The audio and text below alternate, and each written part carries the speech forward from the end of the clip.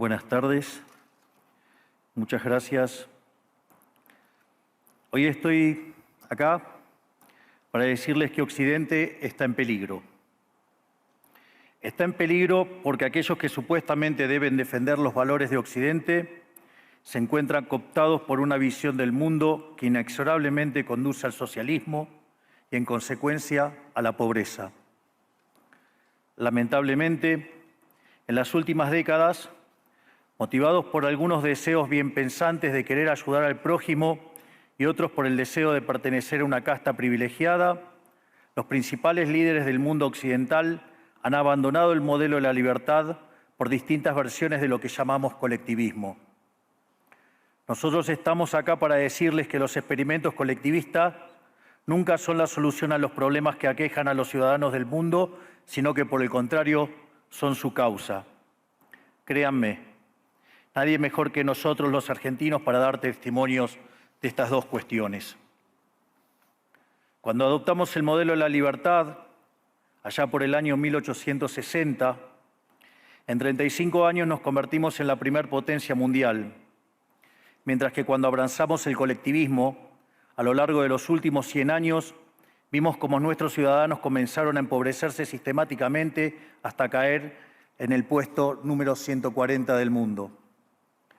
Pero antes de poder dar esta discusión, sería importante que primero viéramos los datos que sustentan por qué el capitalismo de libre empresa no solo es un sistema posible para terminar con la pobreza del mundo, sino que es el único sistema moralmente deseable para lograrlo. Si consideramos la historia del progreso económico, podemos ver cómo desde el año 0 hasta el año 1800 aproximadamente, el PBI per cápita del mundo prácticamente se mantuvo constante durante todo el periodo de referencia. Si uno mira un gráfico de la evolución del crecimiento económico a lo largo de la historia de la humanidad, uno estaría viendo un gráfico con la forma de un palo de hockey, una función exponencial que se mantuvo constante durante el 90% del tiempo y se dispara exponencialmente a partir del siglo XIX. La única excepción a esta historia de estancamiento se dio a finales del siglo XV con el descubrimiento de América. Pero salvando esta excepción, a lo largo de todo el periodo entre el año 0 y el año 1800, el PBI per cápita a nivel global se mantuvo estancado. Ahora bien, no solo que el capitalismo generó una explosión de riqueza desde el momento que se adoptó como sistema económico, sino que, si uno analiza los datos, lo que se observa es que el crecimiento se viene acelerando a lo largo de todo el periodo.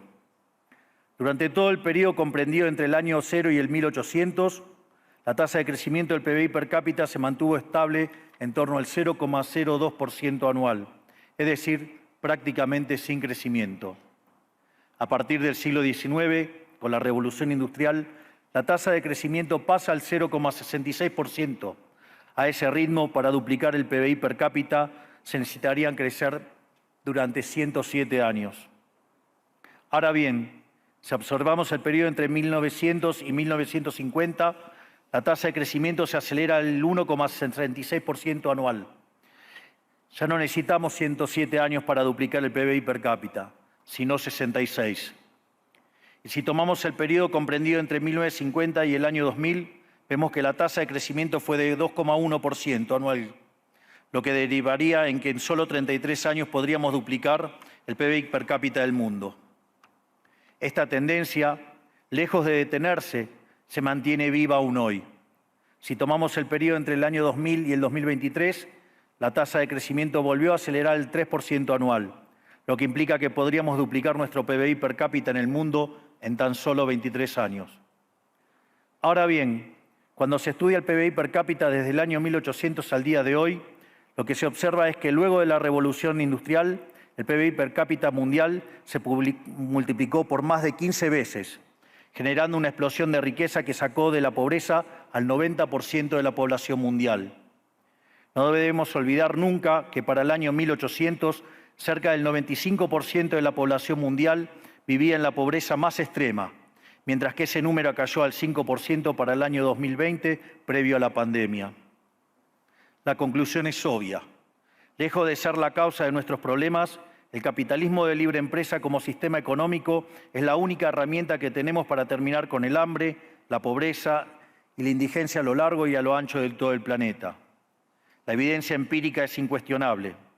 Por eso, como no cabe duda de que el capitalismo de libre mercado es superior en términos productivos, la doxa de izquierda ha atacado al capitalismo por sus cuestiones de moralidad, por ser, según ellos, dicen sus detractores, que es injusto. Dicen que el capitalismo es malo porque es individualista y que el colectivismo es bueno porque es altruista, con la ajena. Y en consecuencia bregan por la justicia social. Pero este concepto que en el primer mundo se ha puesto de moda en la última época, en mi país es una constante del discurso político desde hace más de 80 años. El problema es que la justicia social no es justa, sino que tampoco aporta al bienestar general. Muy por el contrario, es una idea intrínsecamente injusta, porque es violenta. Es injusta porque el Estado se financia a través de impuestos y los impuestos se cobran de manera coactiva. ¿O acaso alguno de nosotros puede decir que paga los impuestos de manera voluntaria? Lo cual significa que el Estado se financia a través de la coacción y que a mayor carga impositiva, mayor es la coacción, menor es la libertad. Quienes promueven la justicia social parten de la idea de que el conjunto de la economía es una torta que se puede repartir de una manera distinta. Pero esa torta no está dada, es riqueza que se va generando en lo que, por ejemplo, Israel Kirzler llama un proceso de descubrimiento de mercado. Si el bien o servicio que ofrece una empresa no es deseado, esa empresa quiebra a menos que se adecúe a lo que el mercado le está demandando. Si genera un producto de buena calidad a un buen precio atractivo, le va a ir bien y va a producir más. De modo que el mercado es un proceso de descubrimiento en el cual el capitalista encuentra sobre la marcha el rumbo correcto. Pero si el Estado castiga al capitalista por tener éxito y lo bloquea en este proceso de descubrimiento, destruye sus incentivos y las consecuencias de ello es que va a producir menos y la torta será más chica, generando perjuicio para el conjunto de la sociedad. El colectivismo, al inhibir estos procesos de descubrimiento y al dificultar la apropiación de lo descubierto, ata al emprendedor de las manos y le imposibilita producir mejores bienes y ofrecer mejores servicios a un mejor precio. ¿Cómo puede ser entonces que desde la academia, los organismos internacionales, la política y la teoría económica se demonice un sistema económico que no solo ha sacado de la pobreza más extrema al 90% de la población mundial y lo hace cada vez más rápido, sino que además es justo y moralmente superior? Gracias al capitalismo de libre empresa, hoy el mundo se encuentra en su mejor momento. No hubo nunca en toda la historia de la humanidad un momento de mayor prosperidad que el que vivimos hoy. El mundo de hoy es más libre, más rico, más pacífico y más próspero que en cualquier otro momento de nuestra historia. Esto es cierto para todos, pero en particular para aquellos países que son libres, donde respetan la libertad económica y los derechos de propiedad de los individuos. Porque aquellos países que son libres son 12 veces más ricos que los reprimidos. El decil más bajo de la distribución de los países libres vive mejor que el 90% de la población de los países reprimidos. Tiene 25 veces menos cantidad de pobres en el formato estándar y 50 veces menos en el formato extremo. Y por si eso fuera poco, los ciudadanos de los países libres viven un 25% más que los ciudadanos de los países reprimidos. Ahora bien, para entender qué venimos a defender es importante definir de a qué hablamos nosotros cuando hablamos de libertarismo. Para definirlo, retomo las palabras del máximo prócer de las ideas de la libertad de Argentina, el profesor Alberto Venegas Lynch, dijo que dice: el libertarismo es el respeto irrestricto del proyecto de vida del prójimo, basado en el principio de no agresión y en defensa del derecho a la vida, a la libertad y a la propiedad, cuyas instituciones fundamentales son la propiedad privada, los mercados libres de intervención estatal, la libre competencia, la división del trabajo y la cooperación social, donde solo se puede ser exitoso sirviendo al prójimo con bienes de mejor calidad a un mejor precio. Dicho de otro modo, el capitalista, el empresario exitoso, es un benefactor social que, lejos de apropiarse de la riqueza ajena, contribuye al bienestar general. En definitiva, un empresario exitoso es un héroe. Este es el modelo que nosotros estamos proponiendo para la Argentina del futuro. Un modelo basado en los principios fundamentales del libertarismo, la defensa de la vida, de la libertad y de la propiedad. Ahora bien, Si el capitalismo de libre empresa y la libertad económica han sido herramientas extraordinarias para terminar con la pobreza en el mundo, y nos encontramos hoy en el mejor momento de la historia de la humanidad, vale la pena preguntarse, ¿por qué digo entonces que Occidente está en peligro? Digo que Occidente está en peligro justamente porque en aquellos países que deberíamos defender los valores del libre mercado, la propiedad privada y las demás instituciones del libertarismo, sectores del establishment político y económico, algunos por errores en su marco teórico y otros por ambición de poder, están socavando los fundamentos del libertarismo, abriéndole las puertas al socialismo y condenándonos potencialmente a la pobreza, a la miseria y el estancamiento. Porque nunca debe olvidarse que el socialismo es siempre y en todo lugar un fenómeno empobrecedor, que fracasó en todos los países que se intentó. Fue un fracaso en lo económico, fue un fracaso en lo social, fue un fracaso en lo cultural y además asesinó a más de 100 millones de seres humanos. El problema esencial de Occidente hoy es que no solo debemos enfrentarnos a quienes, aún luego de la caída del muro y la evidencia empírica abrumadora, siguen bregando por el socialismo empobrecedor, sino también a nuestros propios líderes, pensadores y académicos que, amparados en un marco teórico equivocado, socavan los fundamentos del sistema que nos ha dado la mayor expansión de riqueza y prosperidad de nuestra historia. El marco teórico al que me refiero es el de la teoría económica neoclásica, que diseña un instrumental que, sin quererlo, termina haciendo funcional la intromisión del Estado, el socialismo y la degradación de la sociedad. El problema de los neoclásicos es que, como el modelo del que se enamoraron no mapea contra la realidad, atribuyen el error al supuesto fallo del mercado, en vez de revisar las premisas de su modelo. Sobre pretexto de un supuesto fallo de mercado, se introducen regulaciones que lo único que generan es distorsiones en el sistema de precios que impiden el cálculo económico y, en consecuencia, el ahorro, la inversión y el crecimiento. Este problema radica esencialmente en que ni siquiera los economistas supuestamente libertarios comprenden qué es el mercado, ya que si se comprendiera, se vería rápidamente que es imposible que exista algo así como un fallo de mercado. El mercado no es una mera descripción gráfica de una curva de oferta y otra de demanda en un gráfico. El mercado es un mecanismo de cooperación social donde se intercambian voluntariamente derechos de propiedad. Por lo tanto, dada esta definición, hablar de fallo de mercado es un oxímoron. No existe el fallo de mercados.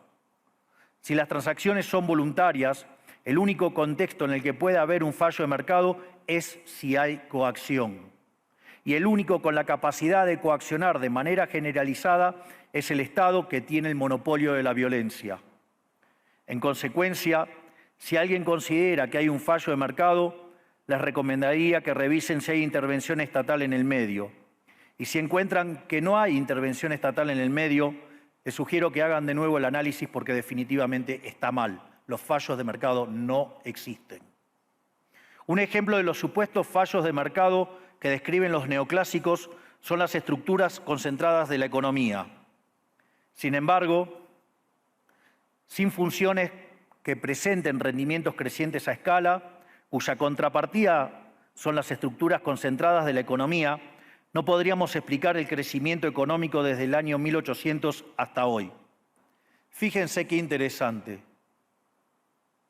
Desde el año 1800 en adelante, con la población multiplicándose más de 8 o 9 veces, el producto per cápita creció más de 15 veces. Es decir, existen rendimientos crecientes. Eso llevó la pobreza extrema del 95% al 5%. Sin embargo, esas presencias de rendimientos crecientes implican estructuras concentradas, lo que se llamaría, por ejemplo, un monopolio. ¿Cómo puede ser que algo que haya generado tanto bienestar para la teoría neoclásica, eso es un fallo de mercado? Economistas neoclásicos, salgan de la caja. Cuando el modelo falla, no hay que enojarse con la realidad, hay que enojarse con el modelo y cambiarlo. El dilema que enfrenta el modelo neoclásico es que dicen querer perfeccionar el funcionamiento del mercado atacando lo que ellos consideran fallos, pero al hacerlo no solo abren las puertas del socialismo, sino que atentan contra el crecimiento económico. Ejemplo, regular monopolios, destruirle las ganancias y destrozar los rendimientos crecientes, automáticamente destruiría el crecimiento económico. Dicho de otro modo, cada vez que ustedes quieran hacer una corrección de un supuesto fallo de mercado, inexorablemente, por desconocer lo que es el mercado o por haberse enamorado de un modelo fallido, están abriendo las puertas al socialismo y están condenando a la gente a la pobreza. Sin embargo, frente a la demostración teórica de que la intervención del Estado es perjudicial, la evidencia empírica de que fracasó porque no podía ser de otra manera, la solución que propondrán los colectivistas no es mayor libertad, sino es que es mayor regulación, generando una espiral descendente de regulaciones hasta que todos seamos más pobres y a la vida de todos nosotros dependa de un burócrata sentado en una oficina de lujo. Dado el estrepitoso fracaso de los modelos colectivistas y los innegables avances del mundo libre, los socialistas se vieron forzados a cambiar su agenda. Dejaron atrás la lucha de clases basada en el sistema económico para reemplazarla por otros supuestos conflictos sociales igual de nocivos para la vida en comunidad y para el crecimiento económico. La primera de estas nuevas batallas fue la pelea ridícula y antinatural entre el hombre y la mujer. El libertarismo ya establece la igualdad entre los sexos. La piedra fundacional de nuestro credo dice que todos los hombres somos creados iguales, que todos tenemos los mismos derechos inalienables otorgados por el Creador, entre los que se encuentran la vida, la libertad y la propiedad. En lo único que devino esta agenda del feminismo radical es en mayor intervención del Estado para entorpecer el proceso económico, darle trabajo a burócratas que no le aportaron nada a la sociedad, sea en formato de ministerios de la mujer o organismos internacionales dedicados a promover esta agenda. Otro de los conflictos que los socialistas plantean es del hombre contra la naturaleza. Sostienen que los seres humanos dañamos el planeta y que debe ser protegido a toda costa, incluso llegando a abogar por mecanismos de control poblacional o en la agenda sangrienta del aborto. Lamentablemente, estas ideas nocivas han pregnado fuertemente en nuestra sociedad. Los neomarxistas han sabido cooptar el sentido común de Occidente. Lograron esto gracias a la apropiación de los medios de comunicación, de la cultura, de las universidades y sí, también de los organismos internacionales. Este último caso es el más grave, tal vez, porque se trata de instituciones que tienen enorme influencia en las decisiones políticas y económicas de los países que integran esos organismos multilaterales. Por suerte, somos cada vez más los que nos atrevemos a levantar la voz, porque vemos que si no combatimos frontalmente estas ideas, el único destino posible es que cada vez vamos a tener más Estado, más regulación, más socialismo, más pobreza, menos libertad y, en consecuencia, peor nivel de vida. Occidente, lamentablemente, ya comenzó a transitar este camino.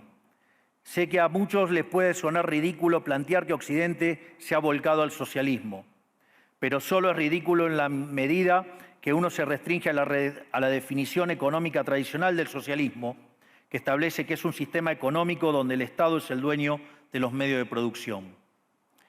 Esta definición debería ser, desde mi punto de vista, actualizada a las circunstancias presentes. Hoy los Estados no necesitan controlar directamente los medios de producción para controlar cada aspecto de la vida de los individuos. Con herramientas como la emisión monetaria, el endeudamiento, los subsidios, el control de la tasa de interés, los controles de precios y las regulaciones para corregir los supuestos fallos de mercado, pueden controlar los destinos de millones de seres humanos. Así es como llegamos al punto en el que, con distintos nombres o formas, buenas partes de las ofertas políticas generalmente aceptadas en la mayoría de los países de Occidente son variantes colectivistas. Ya sea que se declamen abiertamente comunistas, fascistas, nazis, socialistas, socialdemócratas, nacionalsocialistas, demócratas cristianos, keynesianos, neokeynesianos, progresistas, populistas, nacionalistas o globalistas. En el fondo, no hay diferencias sustantivas. Todos sostienen que el Estado debe dirigir todos los aspectos de la vida de los individuos. Todas definen un modelo contrario al que llevó a la humanidad al progreso más espectacular de su historia. Nosotros venimos hoy aquí a invitar a los demás países de Occidente a que retomemos el camino de la prosperidad. La libertad económica, el gobierno limitado y el respeto irrestricto de la propiedad privada son elementos esenciales para el crecimiento económico. Este fenómeno de empobrecimiento que produce el colectivismo no es una fantasía, ni tampoco fatalismo. Es una realidad que los argentinos conocemos muy bien desde hace por lo menos 100 años. Porque ya lo vivimos, ya pasamos por esto, porque como dije antes, desde que decidimos abandonar el modelo de la libertad que nos había hecho ricos, estamos atrapados en una espiral descendente en donde cada día somos más pobres. Esto es, ya lo vivimos nosotros y estamos acá para alertarlos acerca de lo que puede pasar si los países de Occidente, que se hicieron ricos con el modelo de la libertad, continúan por este camino de servidumbre. El caso argentino es la demostración empírica de que no importa cuán rico seas, cuántos recursos naturales tengas, no importa cuán capacitada esté la población, ni cuán educada sea, ni cuántos lingotes de oro haya en las arcas del Banco Central. Si se adoptan medidas que entorpecen el libre funcionamiento de los mercados, la libre competencia, los sistemas de precios libres, si se entorpece el comercio, si se atenta contra la propiedad privada, el único destino posible es la pobreza. Por lo tanto, para finalizar, quiero darles un mensaje a todos los empresarios aquí presentes y a los que no están, pero nos están siguiendo desde todas partes del planeta. No se dejen amedrentar ni por la casta política ni por los parásitos que viven del Estado. No se entreguen a una clase política que lo único que quiere es perpetuarse en el poder y mantener sus privilegios. Ustedes son benefactores sociales, ustedes son héroes, ustedes son los creadores del periodo de prosperidad más extraordinario que jamás hayamos vivido. Que nadie les diga que su ambición es inmoral. Si ustedes ganan dinero es porque ofrecen un mejor producto a un mejor precio, contribuyendo de esa manera al bienestar general. No cedan al avance del Estado. El Estado no es la solución. El Estado es el problema mismo. Ustedes son los verdaderos protagonistas de esta historia y sepan que a partir de hoy cuentan con Argentina como un aliado incondicional. Muchísimas gracias y ¡viva la libertad, carajo!